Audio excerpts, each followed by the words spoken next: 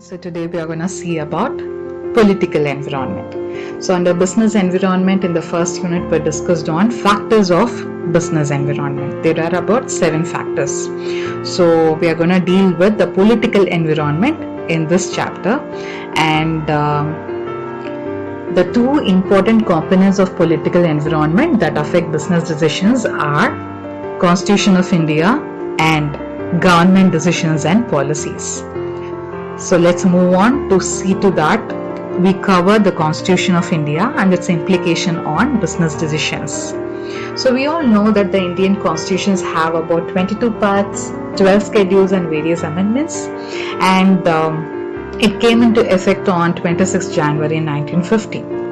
But the 4 main provisions in the Indian constitution that are applicable to business are Preamble, Fundamental Rights, Directive Principles of State Policy, and provisions regarding trade and commerce. Let's have a brief look into each and every aspect of Indian Constitution. So the first one is Preamble. Preamble is nothing but the introductory chapter of Indian Constitution. It actually outlines the main objective of Constitution. So the Preamble declares India to be a sovereign, socialist, secular, democratic and republic country, and it also ensures the citizen justice, liberty, equality and fraternity. So what is the implication of Preamble on business organization?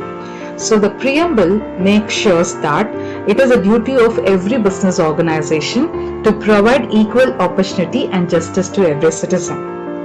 So the second aspect of Indian Constitution that has an applicability on business organization is the fundamental rights.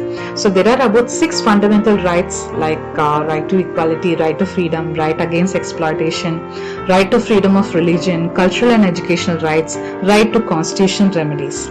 So what is the implication of these fundamental rights on business?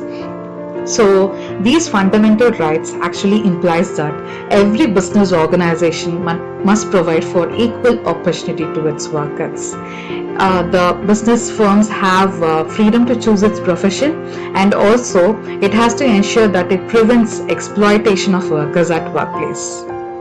So the next aspect of Constitution of India is the Directive Principles of State Policy. So these directive principles are nothing but guidelines which are laid down in the Constitution of India, which actually guides the state for formulating policies and framing rules, regulations and laws. So some of the guidelines that are stated in the Directive Principles of State Policy that are applicable for the business organization are to protect workers, to secure right to work and education, to provide equal pay for work, to ensure there is decent standard of living for all the workers. And the last aspect of the Constitution of India is the Article 301 to 307, which talks about provisions regarding trade and commerce. The main objective of these provisions, which is led in Articles 301 to 307, is to encourage trade and commerce within the country.